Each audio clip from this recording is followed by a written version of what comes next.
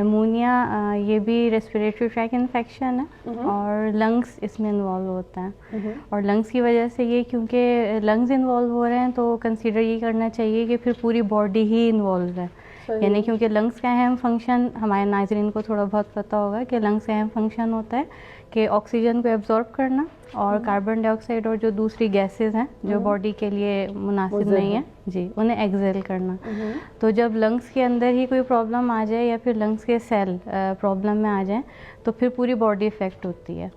تو اس لیے نمونیا جو ہے but critical kind of infection ہے اور اس کو سیریس لینے کی ضرورت ہے، کیونکہ اکثر یہ ہوتا ہے کہ انسان کو پتہ ہی نہیں ہوتا کہ ہے کیا، تو سیریس کیوں لیا جائے اسے.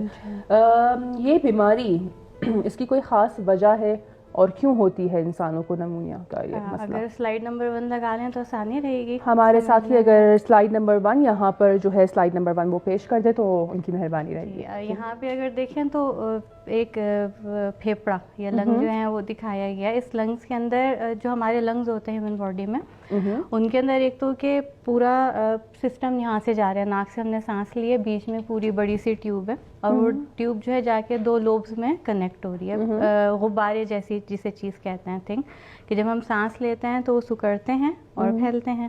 اچھا، اس فنکشن کے اندر ہوتا کیا ہے کہ جو مین کام ہے وہ یہاں پہ چھوٹی چھوٹی سی تھیلیاں ہوتی ہیں، انہیں کہتے ہیں الویولر سیک یا پھر الویولائی.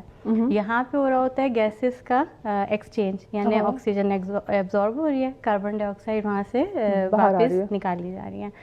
تو یہ والے جو سیک ہوتے ہیں تصویر نمبر 2 میں اگر دیکھا جائے، سلائیڈ نمبر 1 ہی رکھیے گا ہی رہے جی، اس میں اگر پھر سے چینج کر دیں سلائیڈ نمبر 1 پھر سے جو ہے وہ دکھائی جائے. تو اس کے اندر تصویر نمبر 2 میں دیکھیے گا کہ الویولائی کا ایک بڑا سا اسٹرکچر دکھا ہے. ایک تو لنگ ہے اور اس کے اندر چھوٹے چھوٹے سے بہت باریک باریک سی تھیلیاں ہوتی ہیں. انفیکشن میں کیا ہوتا ہے کہ جب کوئی بھی انفیکشن یعنی نمونیا کی کنڈیشن میں آئے کوئی بیکٹیریا یا وائرس، تو ان تھیلیوں کے اندر پس بھر جاتا ہے، ٹھیک ہے، پانی جیسا مٹیریل. جب وہ پانی جیسا مٹیریل بھر جائے گا تو پھر آکسیجن ایبزارب نہیں ہو سکتی اور کاربن ڈائی آکسائڈ ریلیز نہیں ہو سکتی. تو یہ بالکل بلاکیج ہو جاتا ہے اور پھر جسم کے اندر آکسیجن کی کمی اور باقی پرابلمس کریٹ ہو جاتی ہیں. کافی پیچیدہ مسئلہ ہے میرا خیال سے. جی، نمونیا کافی پیچیدہ ہے.